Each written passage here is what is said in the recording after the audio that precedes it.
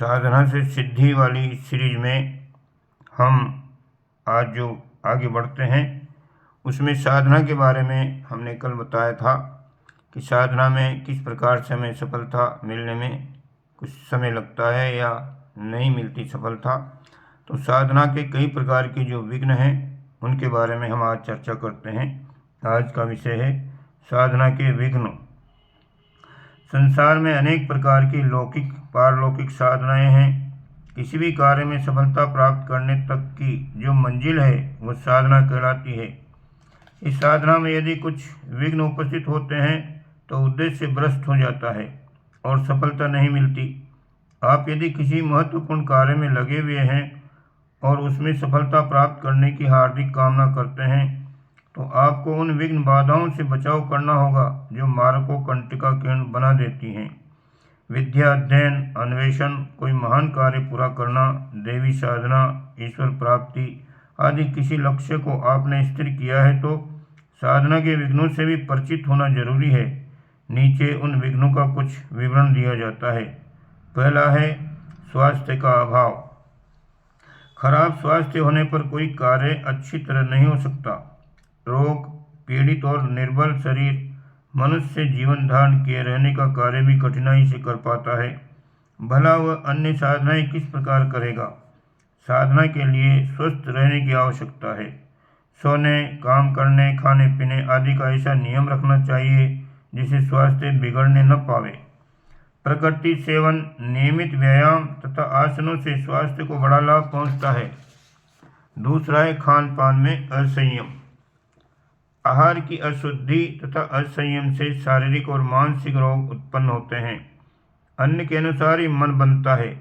तामसी और अनियमितता पूर्वक किया हुआ भोजन चित्त में चंचलता और दुष्ट विचार उत्पन्न करता है। फलस्वरूप बुद्धि भ्रष्ट होने लगती है और कुछ करते धरते नहीं बन पड़ता। तीक्ष्ण मसालों वाला गरम रूखा सूखा आहार, बासी, सड़ा हुआ, झूठा, अपवित्र, गरिष्ठ और अनीति के साथ कमाया हुआ भोजन तामसी है, इससे बचना चाहिए। मादक द्रव्यों से दूर रहना चाहिए। जहाँ तक हो सके सादा, सात्विक, रसीला और पौष्टिक भोजन भूख से कुछ कम मात्रा में ही करना चाहिए। तीसरा विघ्न है संदेह। सफलता उतनी सरल नहीं है जितनी लोग समझते हैं। जब साधारण काम काजों में कामयाबी मुश्किल से होती है तो महान कार्यों में तो और भी अधिक कठिनाई आती है। कभी कभी तो इतनी अधिक बढ़ जाती है कि उनका स्वरूप असफलता जैसा प्रतीत होता है। इन सारे विघ्नों को दूर करने वाली यदि कोई चीज़ है तो वह अटूट श्रद्धा और दृढ़ विश्वास ही है। किसी भी काम को करते समय यदि मन में संदेह उठते रहे, सफलता के बारे में यदि बार बार आकांक्षाओं से मन भरा रहे तो अविश्वास बढ़ता जाएगा और उसके अनुरूप कार्य करने की क्षमता नष्ट होती जाएगी। कम शक्ति से कठिन कार्य पूरे नहीं हो सकते। इस प्रकार संदेह का निश्चित फल असफलता होती है। जिस काम को करना है पूरी तरह और काफ़ी समय लगाकर सोच विचार लो, किंतु जब प्रारंभ कर दिया तो सारे संदेहों को उठाकर ताक में रख दो और मशीन की तरह काम में जुट जाओ, तभी वह पूरा हो सकेगा और सफलता मिलेगी। चौथा है सद्गुरु का अभाव। हर विषय का संपूर्ण ज्ञान मनुष्य अपने पेट में से नहीं प्राप्त कर सकता। उसे उस विषय के बारे में अधिक जानकारी हासिल करनी होती है। यूँ तो हर विषय अनेकों प्रकार से बताने वाले अनेक पुरुष हैं, पर उनके पथ प्रदर्शन से खतरा है, क्योंकि जिसने खुद रास्ता नहीं देखा वह दूसरों को क्या बताएगा। अनुभवी, निस्वार्थ और उदार शिक्षक को चुनना कठिन है, पर जो इस कार्य में सफल हो गया वो अपने उद्देश्य में भी सफल हो गया। कई इधर उधर से कुछ जानकर उसी के आधार पर अपना कार्य आरंभ करते हैं। वे कठिन प्रसंग आने पर गड़बड़ा जाते हैं और अपने को खतरे में डाल लेते हैं। इसलिए उचित है कि सत्य यानी सच्चे गुरु यानी शिक्षक, सच्चे शिक्षक को तलाश किया जाए। यदि वह आसानी से न मिल सकता हो तो उतावली में अल्पज्ञ व्यक्तियों को अपना मार्गदर्शक नहीं बनाना चाहिए। महापुरुषों की लेखनी का सत्संग करो और उन्हें अपना शिक्षक बनाओ। जो बहुत दूर हैं या गुजर चुके किंतु उनकी अमरवाणी पुस्तकों द्वारा तुम्हें आसानी से प्राप्त हो सकती है, इसलिए स्वाध्याय का क्रम बनाना चाहिए। 5वां है नियमानुवर्तिता का अभाव। नियत समय पर सोना, उठना, बैठना, खाना पीना आदि सभी एक काम करने में बड़े सहायक होते हैं।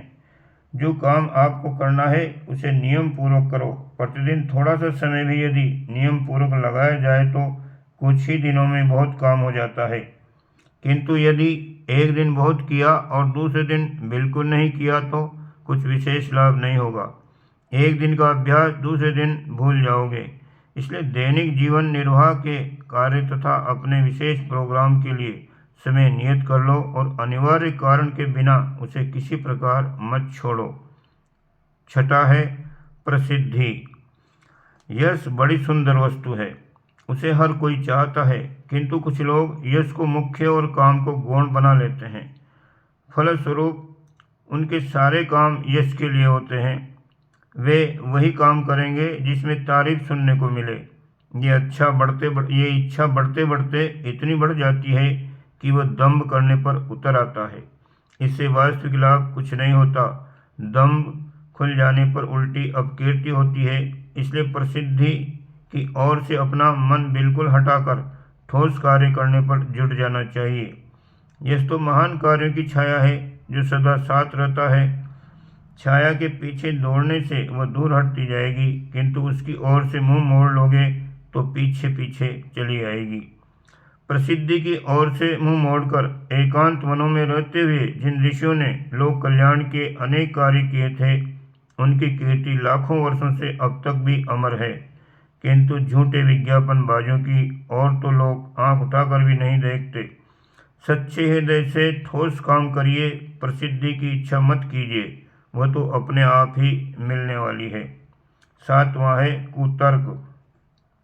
अपने को बुद्धिमान समझने वाले लोग बात बात में बहस और तर्कों से काम लेते हैं। उनके तर्क इतने बढ़ जाते हैं कि बिना बहस के कदम ही आगे नहीं बढ़ते।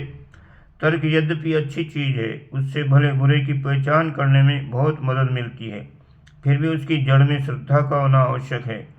तर्क के लिए किया जाने वाला तर्क यथार्थ में कुतर्क है। इन कुतर्कों का समाधान किसी भी तरह नहीं हो सकता। यदि भोजन, शयन, काम में आने वाली वस्तुओं के बारे में तर्क उठाया जाए तो उन्हें काम में नहीं लिया जा सकता। हमारी रीति रिवाजों, सामाजिक नियम, धर्म व्यवस्था, ईश्वर के अस्तित्व, इनमें से किसी को तर्क स्वीकार नहीं कर सकता। फिर तर्क के ऊपर तर्क है। एक तर्क के इतने बच्चे हो सकते हैं कि उन्हें देखकर किम कर्तव्य विमोढ़ होना पड़ेगा। अंत में श्रद्धा के अवलंबन से ही शांति मिलेगी। इसलिए कुतर्कों को त्यागो और अपनी आत्मा की आवाज़ सुनो। सद्बुद्धि से उस पर विचार करो और शांत मस्तिष्क से दृढ़तापूर्वक कदम बढ़ाओ, आपका मार्ग सुगम हो जाएगा। 8वां है आलस्य। उदासीनता, उपेक्षा व निराशा की भावनाओं के सम्मिश्रण से आलस्य उत्पन्न होता है। यह आलस्य अत्यंत तामसी और नीच कर्मों से भी नीच है। जो क्रियाशील है वह यदि आज बुरे कर्म करता है तो कल अच्छे कर्म भी कर सकता है, किंतु जिसके मन और शरीर को आलस्य ने घेर लिया वह सांस लेता हुआ भी मुर्दा है। पृथ्वी का भार बढ़ाने के अतिरिक्त उसका और कोई प्रयोजन नहीं। उसके मन में अच्छे विचार उठ नहीं सकते। आलस्य का मुख पतन की ओर है, जो उसे नीच योनियों में ले जाता है। जिसने आलस्य को अपनाया उसने अपने सबसे बड़े और अत्यंत भयंकर शत्रु को घर में बसाया है। ऐसे व्यक्ति को सफलता कोसों दूर से नमस्कार करती है। आप अपने जीवन को नष्ट नहीं होने देना चाहते हैं तो उसे क्रियाशील रखें। स्फूर्ति, उत्साह, लगन और काम में लगे रहने की धुन हर समय अपने अंदर होनी चाहिए। 9वां है अल्प में संतोष। यह अवगुण क्षुद्र हृदय का द्योतक है। हर स्थिति में संतुष्ट रहना यदि मन का दैवी गुण है, मानसिक शांति के लिए इसकी आवश्यकता है। किंतु यदि ये बात काम करने के बारे में उतर आए तो समझना चाहिए कि इसका कारण या तो आलस्य है या क्षुद्र हृदयता। एक पुस्तक पढ़कर, 1 मिनट भजन करके, जरा सा परिश्रम करके, तुच्छ सी जनसेवा करके, कुछ ही पैसे कमाकर जो संतुष्ट हो जाता है वह संतोषी नहीं, अकर्मण्य है। मनुष्य के करने के लिए अपार काम पड़ा हुआ है। जितना अधिक हो सके काम करना चाहिए और अपने उद्देश्य के अनुसार ऊंची से ऊंची सीढ़ी पर पहुंचने का प्रयत्न जारी रखना चाहिए। 10वां है वासना। तरह तरह के इंद्रिय सुखों में मन ललचाना और उनके संबंध में ख्याली पुलाव पकाते रहना मनुष्य जीवन की सार्थकता के बारे में एक बहुत बड़ा विघ्न है। इंद्रियों के सुख अतृप्त हैं, ज्यों ज्यों उन्हें पूरा करते हैं त्यों त्यों वह आग भड़कती है और साथ ही वह शरीर एवं मन को जलाती रहती है। सुस्वादु भोजन, शिशेंद्रिय की परायणता, तमाशे देखने की रुचि, इनके प्रलोभन मन को अपना दास बना लेते हैं और दूसरे किसी महान कार्य की ओर जाने नहीं देते। यदि जाता है तो बार बार उछटा देते हैं। जिनका मन बार बार उछटता हो तो समझे कि इंद्रियों के सुख उसे बार बार बहका रहे हैं। आपको किसी उपेक्षा की पूर्ति करनी है तो इंद्रिय सुखों को फटकार दीजिए, क्योंकि वे जैसे तैसे तृप्त किए जाते हैं वैसे ही वैसे उग्र रूप धारण करके आपको उल्टा खाते हैं और अंत में अपने वश में करके आपको नष्ट कर डालेंगे। 11वां है ब्रह्मचर्य का अभाव। प्राण शक्ति, स्फूर्ति, वृद्धि और खोज गत वस्तुएं वीर्य से ही बनती हैं, इसलिए उसे अमूल्य रत्न समझते हुए जान से इसकी रक्षा का प्रयत्न करना चाहिए। शरीर और मन का स्वास्थ्य वीर्य की शक्ति से प्राप्त होता है, इसलिए क्षणिक इंद्रिय सुख के लिए नष्ट करना धूलि के बदले हीरा बेचना है। अखंड ब्रह्मचर्य धारण कीजिए। यदि विवाहित हैं तो केवल संतान उत्पन्न करने के उद्देश्य से धर्म पूर्वक उसका उपयोग कीजिए, इससे आपकी शक्ति सुरक्षित रहेगी। 12वां है कुसंग। मनुष्य शरीर एक प्रभावशाली विद्युत धारण किए हुए है जो अपने पास वालों पर अनिवार्य रूप से असर डालती है। मजबूत विचारों का दूसरों पर जरूर असर पड़ता है। अगर आप अप्र हों और प्रारंभिक अभ्यासी हों तो बुरे चरित्र और दुष्ट विचार वालों से दूर रहिए। उनके कार्यों में कोई दिलचस्पी मत लीजिए। हो सके तो अरुचि प्रकट कीजिए, इससे आप उनके संक्रामक असर से बचे रहेंगे। सत्संग की महिमा अपार है। श्रेष्ठ पुरुषों का साथ गंगा के समान है, जिसमें गोता लगाने से, क्लेश कटने से, श्रेष्ठ पुरुषों के साथ रहने से, उनके मौखिक और लेखबद्ध विचारों के मनन करने से आत्मोत्थान होता है। हाँ, यदि आप अपने को अत्यंत सुदृढ़ समझते हों तो सुधार की दृष्टि से बुरे विचार वाले को अपने साथ ले सकते हैं, परंतु सावधान, कहीं उसका उल्टा असर आप पर न पड़ जाए। 13वां है परदोष दर्शन। दूसरे के अवगुण देखना अपनी बुद्धि को दूषित करना है। फोटो खींचने के कैमरे के सामने जो चीज़ रखी जाती है उसी का अक्स भीतर प्लेट पर खिंच जाता है। यदि आप दूसरों की बुराइयां ही देखेंगे तो उनके चित्त अपने अंदर अंकित करके उन्हें खुद ही ग्रहण कर लेंगे। इसलिए दूसरों के सद्गुणों पर ही दृष्टि रखिए। सब में परमात्मा का स्वरूप देखिए और उन्हें प्रेम की दृष्टि से देखिए। आपका हृदय प्रसन्न रहेगा। यदि किसी में बुराई दिखाई पड़े तो उससे घृणा मत कीजिए और जहाँ तक हो सके सुधारने का प्रयास कीजिए।